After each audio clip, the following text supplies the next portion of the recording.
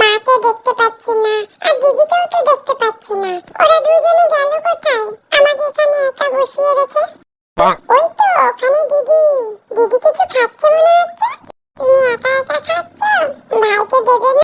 আমি তোমাকেই খুঁজছিলাম, কোথায় যে আমার সোনা ভাইটা গিয়েছে কিছুই বুঝতে পারছিলাম না, তাই এখানে দাঁড়িয়ে একটু খেয়ে নিলাম। ও তুমি আইসক্রিম এনেছো? হ্যাঁ ভাই।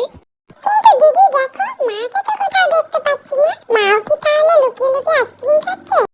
হ্যাঁ ভাই, আমার তো তাই মনে হয়। ওইদিকে দেখি তো। ওইদিকে মা আইসক্রিম খাচ্ছে।